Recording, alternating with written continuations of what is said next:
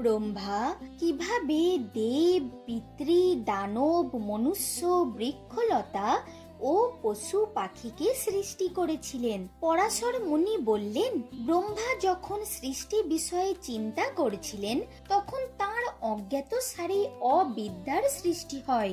অবিদ্যা বা অজ্ঞান 5 প্রকার: তম, মোহ, মহামোহ, তামিশ্র ও অন্ধ তামিশ্র। সেই সঙ্গে তিনি সৃষ্টি করলেন বৃক্ষলতা, গুল্ম, তৃণ ও বিরুৎ। তারপর তমগুণ সম্পন্ন তির্যক যোনির প্রাণী, পশু পাখি, ভক্ষ অবক্ষ বিচারহীন অজ্ঞানদের সৃষ্টি করলেন।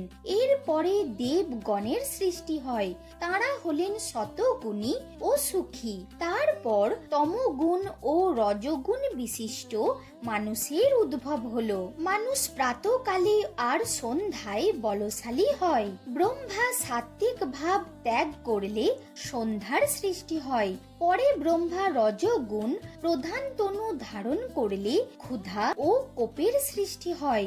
এরপর ব্রহ্মা ক্ষুধাতুর জটাধারী কুৎসিত প্রাণীদের সৃষ্টি করেন। তারা ক্ষুধার্ত হয়ে সৃষ্টিকর্তাকেই খেতে উদ্যত হয়। তারা হলেন যক্ষ ও রাক্ষস।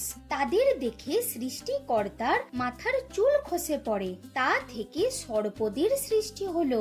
ব্রহ্মার শরীর থেকে গন্ধর্ব গণের উৎপত্তি হয়। স্রষ্টার বুক থেকে মেষ, দেহ থেকে পক্ষী, পার্শ্ব দেশ থেকে গ্রাম্য পশু, পাদদয় থেকে বন্য পশুর উৎপন্ন হলো। তাদের শরীরের লোম থেকে ঔষধি জন্ম নিল।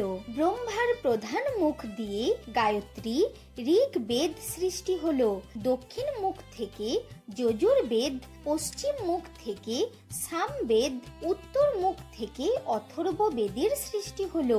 এভাবে ব্রহ্মা দেব, যক্ষ, পিশাচ, গন্ধর্ব ইত্যাদি স্থাবর সকল জগৎ সৃষ্টি করলেন। তিনি বেদ অনুসারে দেবতাদের নাম ও কার্য বিভাজন করলেন।